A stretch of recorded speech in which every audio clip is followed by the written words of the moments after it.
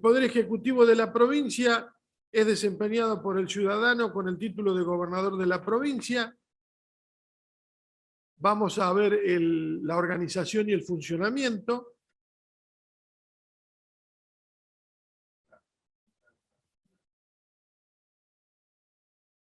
Las condiciones de elegibilidad para ser elegido gobernador o vicegobernador.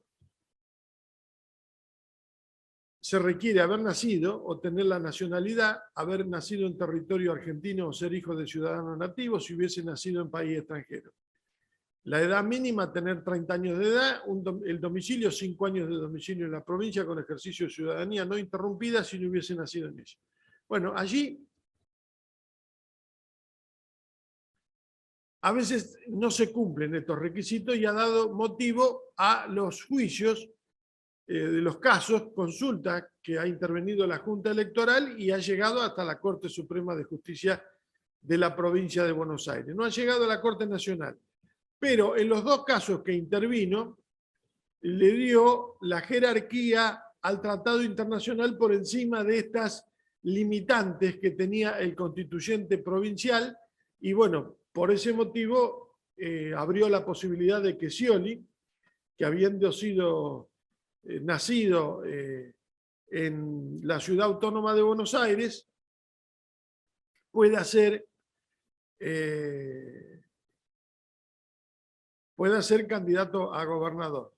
Haciendo también una interpretación histórica, el voto del doctor Hitler, yo se los recomiendo que lo lean en ese fallo, donde, bueno, también Hitler dice que la ciudad de Buenos Aires pertenecía al territorio de la provincia.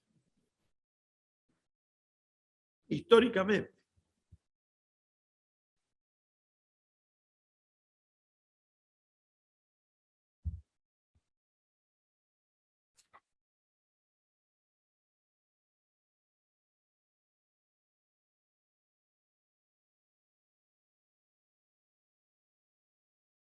Vamos a ver las funciones esenciales que tiene el gobernador de la provincia de Buenos Aires. Tiene de legislación, podemos decir, las que pueden subdividirse en normación propiamente dicha o connormación o colegislación. Son asimilables a las tareas legales. ¿Por qué? Porque tiene una ardua tarea reglamentaria el Ejecutivo. Tiene funciones administrativas, tiene funciones financieras, de seguridad interna de la provincia estamos hablando. Políticas interprovinciales, deberes y prohibiciones, funciones de gracia o de perdón, que estas están dadas sobre todo en materia de indulto, y hay otras que están en desuso que después las vamos a ver en el capítulo pertinente.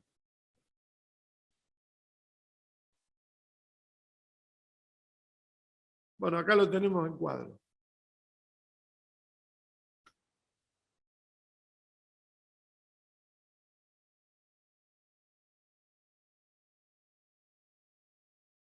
La clasificación de los reglamentos. Los reglamentos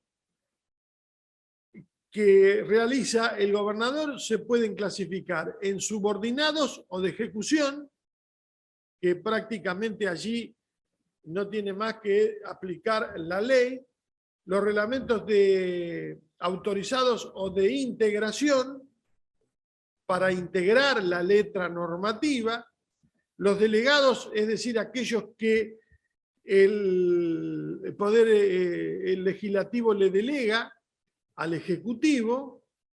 Fíjense que esto, como dice la doctrina, es propio de una necesidad de no paralizar al gobierno. Esto incluso lo dice Lowenstein en la doctrina internacional, de que el presidencialismo y el poderío del presidencialismo se hace carne a través de las delegaciones que hace el legislativo, porque por una necesidad de que no hay que paralizar el gobierno y hay que resolver los problemas.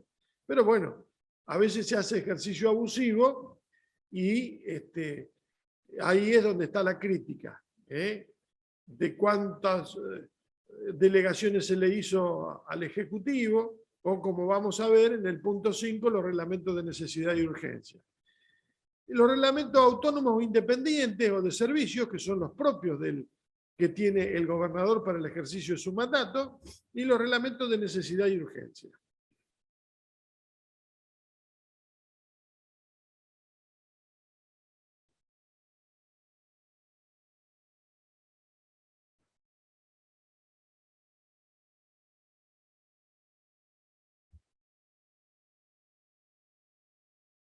Es decir, que acá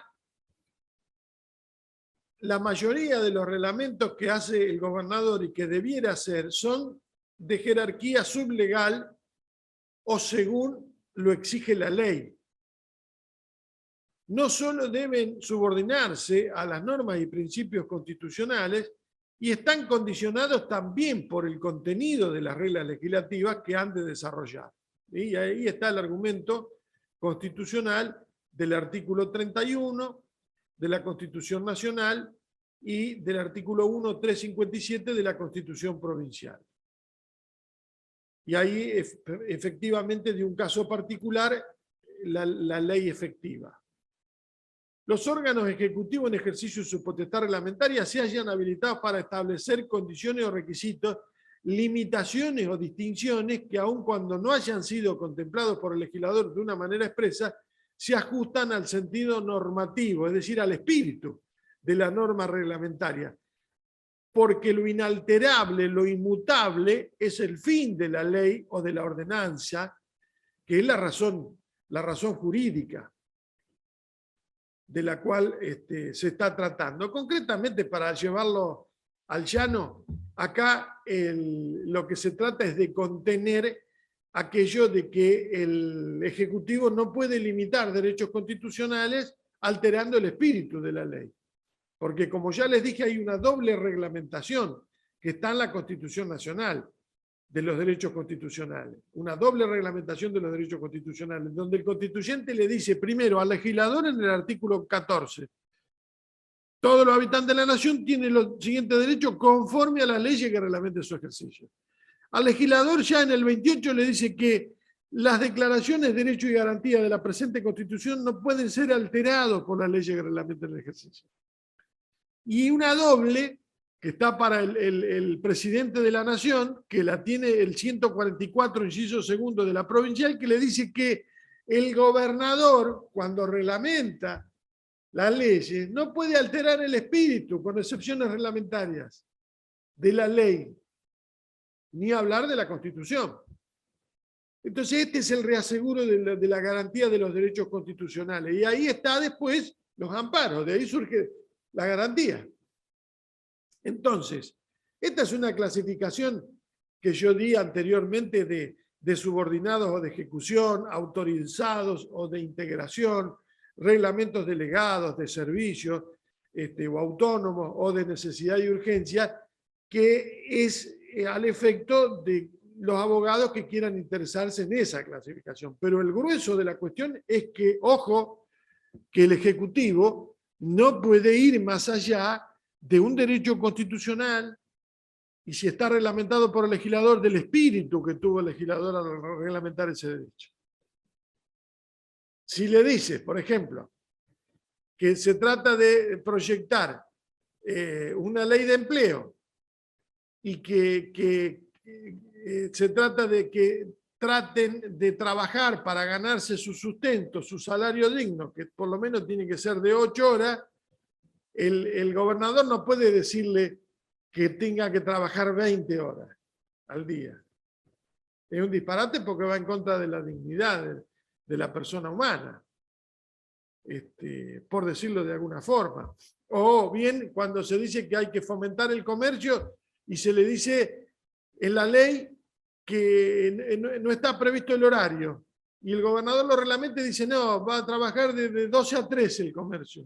De 12 a 13, una hora sola. Entonces, ¿para qué semejante inversión? Para que yo pueda trabajar una sola hora. No sé, eso no se condice con una razonabilidad. Les pongo el absurdo para que se den cuenta que no se puede hacer lo que se quiere con la reglamentación. Es decir que volvemos otra vez a lo que hablábamos de poder de policía. La justa proporcionalidad. La limitación tiene que ser proporcional al fin que se persigue. No se puede prohibir, por ejemplo. todo lo que sea prohibitivo, ahí ponga la señal de alerta al abogado o el operador administrativo y diga, ¿cómo va a prohibir tal cosa?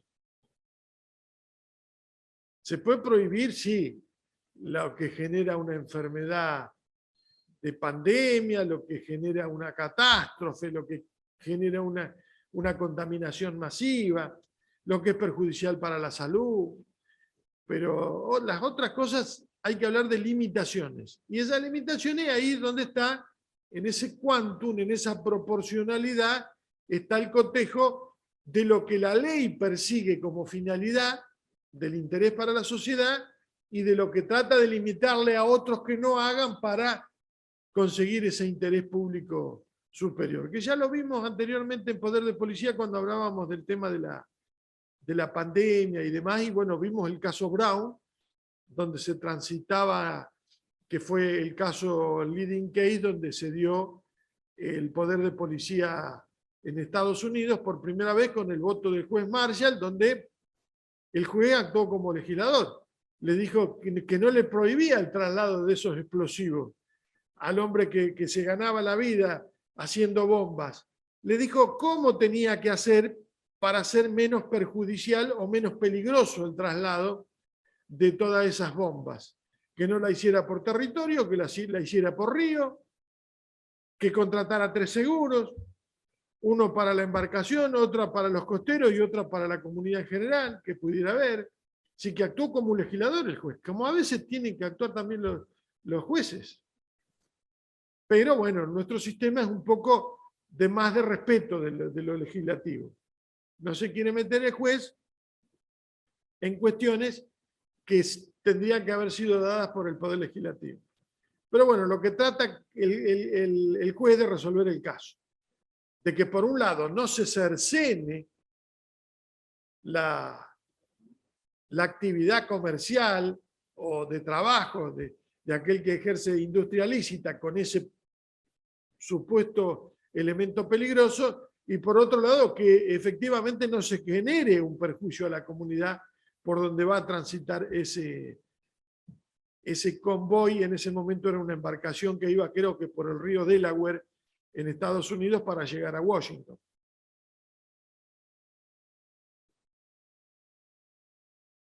Y ahí está el margen de discrecionalidad. Por eso que este peculiar ligamen con la ley, dice el juez en un fallo, el juez Soria en el caso Fernández contra la provincia de Buenos Aires sobre la inconstitucionalidad de un decreto, este peculiar ligamen con la ley, tanto como el menor margen de discrecionalidad del que dispone el titular de la administración en el establecimiento de las previsiones reglamentarias, evidencia el contraste que existe entre los reglamentos de ejecución y aquellos denominados autónomos o independientes, en los que, sin tal estrecha ligación legislativa, aunque con sujeción al bloque de la juridicidad, el órgano administrador estatuye sobre materias que le son privativas. Es decir, acá lo que nos está diciendo, en el proemio del artículo 144 de la Constitución de la Provincia de Buenos Aires, que hay que tener un especial cuidado de no dañar a nadie con un decreto, y también a la hora de discurrir sobre el fallo, el juez tiene que hacer justicia y balancear, y acá juega mucho más que la razonabilidad el sentido común. El sentido común. Porque hay cuestiones, como dije en el caso Saguir y Dib, que fueron falladas con voto de Pedro J. Frías ya por el año 1981, de que hay cosas que las leyes no contemplan y que los jueces también pueden darle viabilidad con una interpretación laxa. Como por ejemplo aquel caso que la ley de trasplante de órgano y de donación de órgano preveía la donación de un hermano a otro. Y bueno, por aquello de que lo que no está prohibido está permitido, y para salvar una vida, que es el valor más importante que tiene la Constitución, el Estado, la comunidad, la organización social, la vida es lo más importante, la vida de una persona. Entonces dijo, sí, le hago lugar, aunque no esté escrito legalmente. Bueno, por eso también el tema de volver a otra ventana, aunque parezca todo un meollo esto, pero todo va conduciendo a una interpretación concatenada entre el poder que ejerce en este caso el gobernador a través de un decreto, de lo que debió decir la ley y de los derechos constitucionales, inclusive aquellos que no están escritos, pero que surgen de la calidad del hombre en su calidad de tal. No olvidemos eso. En este tema se juega esta interpretación. Volvemos a la ley natural y al derecho natural y al derecho divino. Entonces, acá, a nivel provincial, lo que está permitido, fíjense que por ahí no expliqué lo que son los reglamentos de necesidad y urgencia. Los reglamentos de necesidad y urgencia no están permitidos en la provincia de Buenos Aires porque no está la figura como a nivel nacional. Eso fue una figura que creó Menem, y luego en el Pacto de Olivos y en la Convención Constituyente de 1994, que son aquellos decretos que se hacen cuando está en receso el Poder Legislativo, o cuando un interés superior, una circunstancia excepcional, así lo justifique, se da la posibilidad de que legisle el presidente de la Nación. A nivel provincial no existe la figura, pero les tengo que comentar que en uno o dos casos, la Corte Provincial habilitó para que el gobernador también, por paralelismo de forma o por analogía con la figura del presidente de la Nación, pudiera decretar este decreto de necesidad y urgencia. No están contemplados a nivel provincial, la Corte es reacia por regla a reconocerlo, pero ha sido reconocido en dos oportunidades.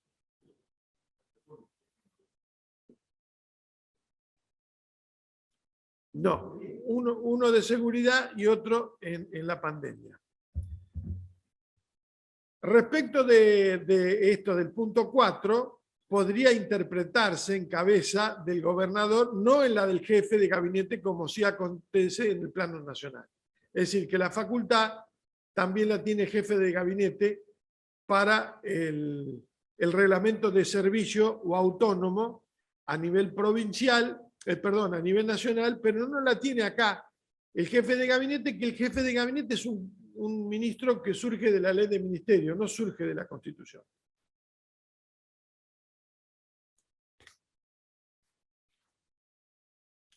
Bueno, si tienen alguna duda, porque reconozco que el tema es un tema bastante intricado y que puede dar lugar a alguna duda, me consultan.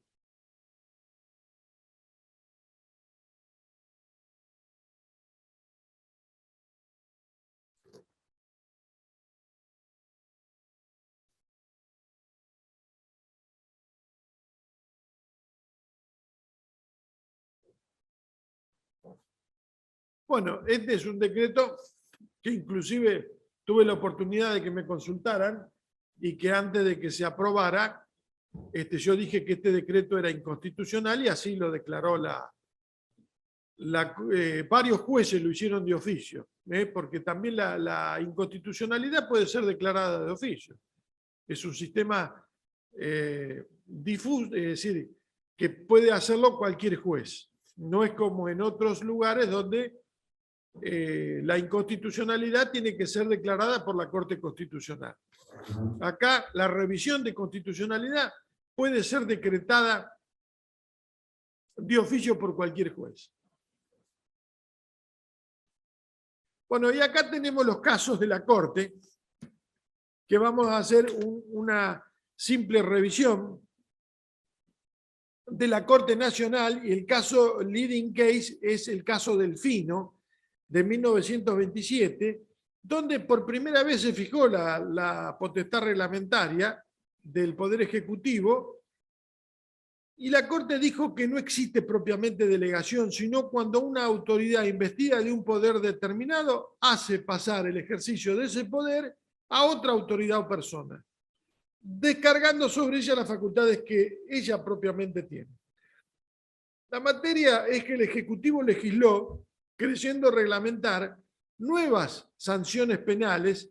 En este caso, era un buque y se le había dicho por reglamento el Poder Ejecutivo que estaba prohibido a los buques arrojar al agua o a tierra en el interior del puerto objeto alguno, sea cual fuere su especie, peso, dimensiones o calidad. El artículo es el artículo 43 del reglamento del puerto de la capital. Y creó sanciones penales. Había un buque ahí, el vapor alemán Bayer. La prefectura de Puerto impuso a los agentes del vapor alemán Bayer una multa de 50 pesos por haber violado el artículo 43 del reglamento del puerto de Buenos Aires.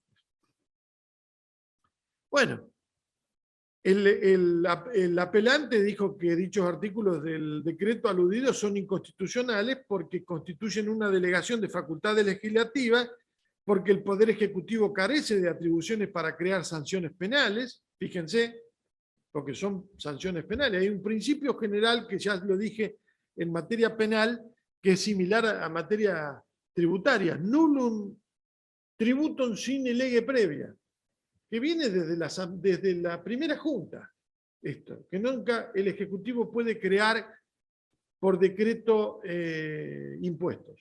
Lo mismo en materia penal. No se puede legislar un tipo penal desde el Ejecutivo. Nullum crimen sine previa lege. Pero claro, estaríamos cerca de un sistema monárquico, muy presidencialista. Entonces, bueno, esto es lo que apeló la empresa Delfino y compañía. Y el Congreso no puede delegarle al Ejecutivo o en otro poder o departamento de la Administración ninguna de las atribuciones o poderes que le ha sido expreso o implícitamente conferido. Este es un principio uniformemente admitido como esencial para el mantenimiento e integridad del sistema de gobierno adoptado por la Constitución y proclamado enfáticamente por la Constitución en el artículo 29, que más o menos le dije, que es ni el Congreso General al presidente de la Nación, ni las legislaturas provinciales al gobernador a los gobernadores de provincia. Podrá conceder la suma del poder público, poderes omnímodos, facultades extraordinarias, por lo que la vida, el honor, el patrimonio de los argentinos esté sometido a la voluntad de una sola persona, a merced de una sola persona. Actos tales son tratados como a los traidores infames traidores de la patria. Es decir, que esto también, como les dije, que no es solamente de Rosas, sino que ya estaba en las constituciones anteriores de los Estados miembros de los Estados Unidos, también está en la Constitución de la provincia de Buenos Aires. Continuando con el caso, este caso del vapor Bayer,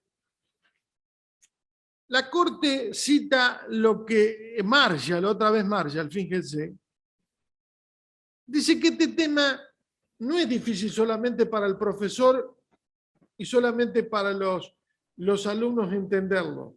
No está delimitado constitucionalmente hasta dónde está el poder reglamentario del Ejecutivo. Porque todo esto, ¿de dónde sale?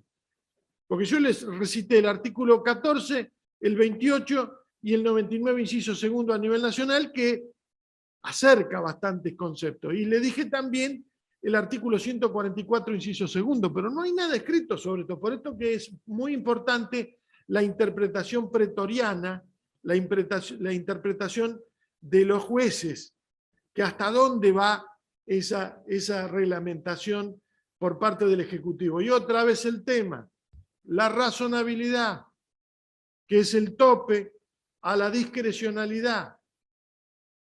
Es decir, que de 5 opciones, como yo le dije y como las dice Juan Francisco Linares, no es que la más acercada al derecho del ciudadano es la que debe aplicarse, ni tampoco la más cercana a la del Ejecutivo. Pero fíjense que la Corte ha dicho que sí, que cualquiera de las 5, inclusive la que esté más cerca del poder, es decir, en contra del ciudadano, es válida. Sí, la quinta, por decirlo de alguna forma. Aunque la Corte de Chile dice que no. La Corte de Chile tiene que ser la que está en el medio. Si hay 5, tiene que ser la que está, la tercera es la que justamente, y si va a una pericia, como se dio también en el tema de las enfermedades y todo eso, porque hasta había una pericia médica en la pandemia, bueno, el juez puede optar por tener un examen pericial previo y optar por la que equitativamente no dañe a ninguno. Es decir, estas son las idas y venidas y hasta dónde da esta charla y este tema de hasta dónde va la discrecionalidad y hasta dónde se exige la razonabilidad. Pero fíjense lo que dice Marshall. Esta línea no ha sido definitivamente trazada, la que separa los importantes asuntos que deben ser regulados por la legislatura de aquellos de menor interés acerca de los cuales una provisión general puede ser hecha, dando facultad o poder a los que deben cumplirlos bajo tal general provisión para encontrar los detalles. La diferencia entre los departamentos es ciertamente la de que la legislatura hace la ley, el Ejecutivo la ejecuta y el Judicial la interpreta. Pero quien hace la ley puede someter algo a la discreción de los otros departamentos y el límite preciso de este poder en materia de la delicada investigación. Esto es lo que dijo en el caso Beaton, de la Corte norteamericana. La doctrina contenida en estas palabras del juez americano es exacta dentro de los principios consagrados sobre la materia por la Constitución argentina. Esta, nuestra Constitución, confiere el poder de reglamentación tanto al Congreso como al Poder Ejecutivo. Al primero se le da de dos modos distintos, en relación a ciertos objetos determinados, reglamentar, por ejemplo, un banco nacional, que estaba en el artículo 67, inciso quinto de la Constitución reformada. Reglamentar el comercio marítimo, establecer reglamentos para las presas y medidas, formar reglamentos y ordenanzas para el gobierno de los ejércitos, entre otros. Se le concede de un modo general e indeterminado para hacer todos los reglamentos que sean convenientes para poner en ejercicio de los poderes antecedentes, que son las facultades residuales que siempre aparecen al final de los artículos. A su turno, lo que sería ahora el 99, inciso segundo de la Constitución Nacional, autoriza al Ejecutivo para expedir instrucciones y reglamentos que sean necesarios para la ejecución de las leyes de la Nación, cuidando de no alterar el espíritu con excepciones reglamentarias. Esa facultad de reglamentación que ostenta el Ejecutivo, en presencia de una ley y la reconocida al Poder Legislativo, son de idéntica naturaleza en el sentido de que ambos pueden comprender y se refieren a disposiciones de un orden semejante o igual, aunque el contenido y la extensión no reconozcan limitación alguna cuando el poder se ejercita por parte del Congreso. Es decir, que el Congreso tiene una universalidad de cosas y el Ejecutivo tiene que centrarse en lo que le dice el Congreso que haga, que es la ley misma, que es el texto de la ley. Y que si el poder de reglamentación, sea que lo ejercite el Ejecutivo o el Legislativo, designa una determinada facultad específica comprensiva de todas aquellas modalidades de interés secundario o de detalle indispensable para la mejor ejecución de la voluntad legislativa. En síntesis, el poder reglamentario es una atribución propia no delegada por el Poder Legislativo. Cuando el Ejecutivo es llamado a ejercitar los poderes reglamentarios en presencia de una ley que es necesidad que lo haga, lo hace no en virtud de una delegación de atribuciones legislativas, sino a título de una facultad propia consagrada por la Constitución y cuya mayor o menor extensión queda determinada por el uso que de la misma facultad haya hecho el Poder Legislativo. Y acá viene lo más jugoso. Habría una especie de autorización legal implícita dejada a la discreción del Poder Ejecutivo sin más limitación que la de no alterar el contenido de la sanción legislativa, con excepciones reglamentarias.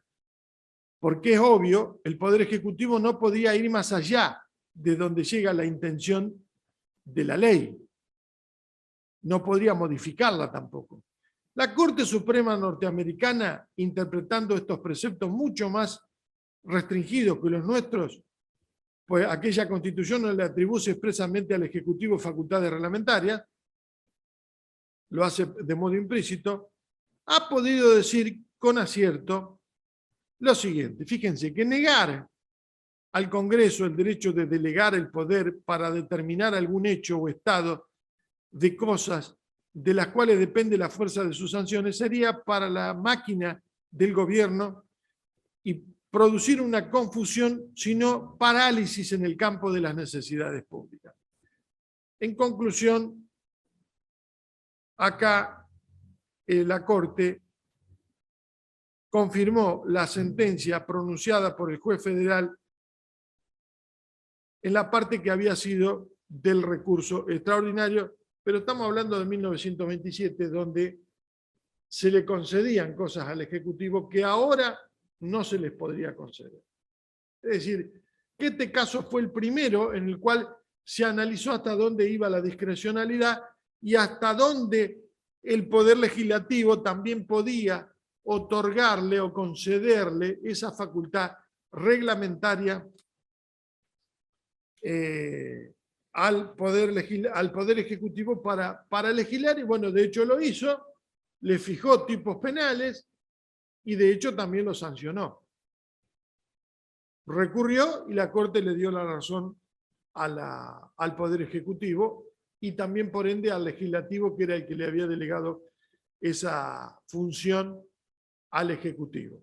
Pero bueno, acá también juega mucho el momento, porque hay otra regla también, que no es lo mismo interpretar estas normas en tiempos de paz o en tiempos de un orden público y de una seguridad y donde no hay pandemia, por decirlo de algún modo, o donde no hay un estado de excepción o de emergencia, que cuando sí hay un estado de emergencia, donde hay que tomar medidas rápidas.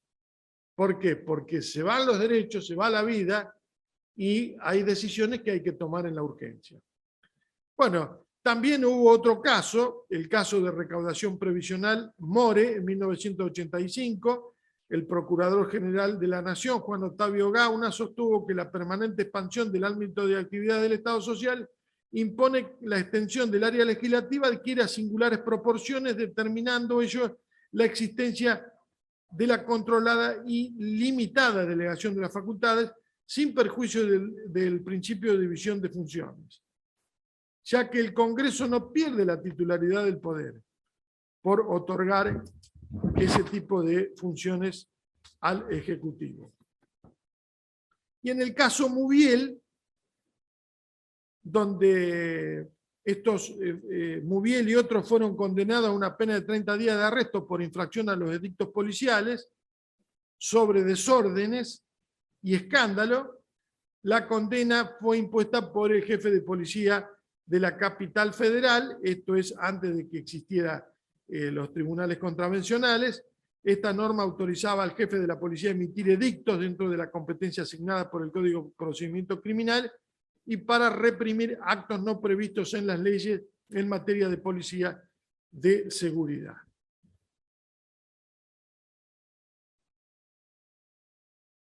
Y bueno, ustedes también podrán consultar el caso práctico en Banco Argentino de Comercio, registrado en el año 73, la Corte reiteró el criterio de definir que no existe propiamente delegación de facultades legislativas cuando la actividad normativa del Ejecutivo encuentra su fuente en la misma ley, que de ese modo procura facilitar el cumplimiento de lo que el Poder Legislativo ha ordenado.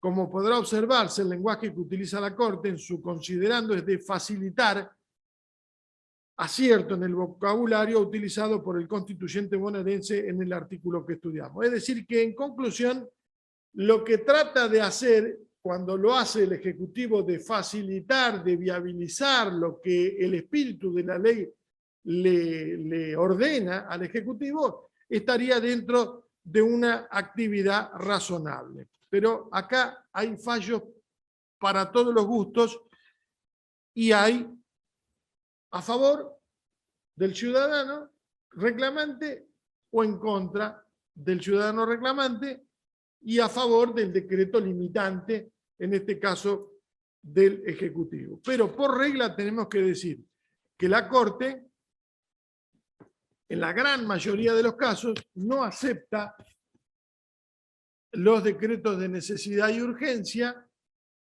es decir, la facultad legislativa, la facultad de legislar por parte del gobernador de la provincia, como si lo tiene como figura constitucional a nivel nacional. Acá no existe el decreto de necesidad y urgencia como sí existe a nivel federal.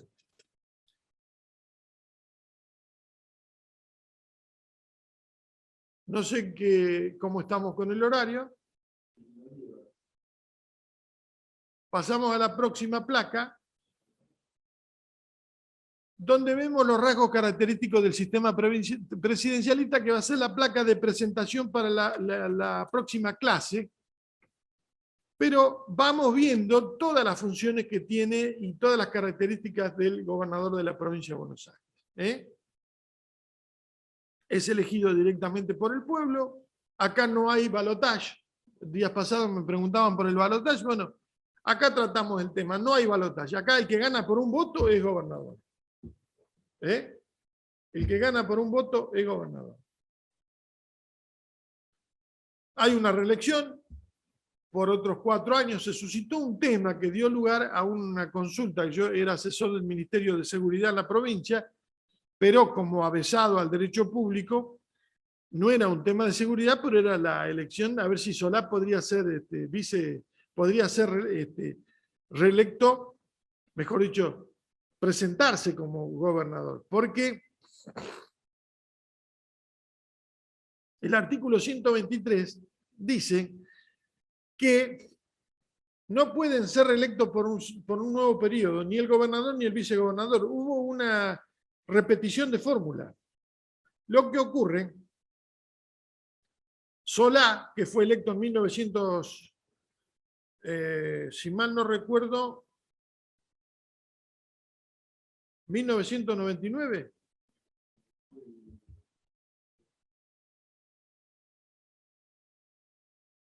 Rucao Solá, exactamente, 1999. Renuncia Rucao y asume Solá. Pero a Solá le computan desde 1999 a 2003 como un mandato de gobernador y de 2003 a 2007. Cuando él no fue gobernador, no fue gobernador durante 4 años. Fue gobernador menos de 2 años. Y los periodos hay que computarlos completos, como dijera el maestro González Calderón. Y acá la inhabilidad es tanto para el gobernador como para el vicegobernador. Es decir, que Solá, habiendo prestado un servicio a la provincia de no quedar acéfalo la gobernación y de haber asumido como gobernador interino y luego definitivo porque renunció, ese servicio que presta le juega en contra y no puede ser reelecto después en el 2007. Pero bueno, dio motivo a una investigación que si quieren consultarla está allí en la separata del Colegio de Abogados de La Plata, y publiqué en su momento un librito que se llamó Reelecciones en la provincia de Buenos Aires, donde analizo todo este trámite del gobernador Solá y de paso también analizo el tema de los intendentes a nivel provincial, y donde se analiza el principio de periodicidad de funciones y de la del subprincipio de alternancia en el poder. Esto para aquellos que tengan interés en consultar este tema, por eso que después en la placa va a aparecer el caso Solá, que es el caso emblemático de una prohibición interpretativa, porque nunca llegó tampoco un caso a la Corte sobre este tema. Quedó dentro del plano doctrinario. Y bueno, Dios mediante, nos vamos a encontrar después de del receso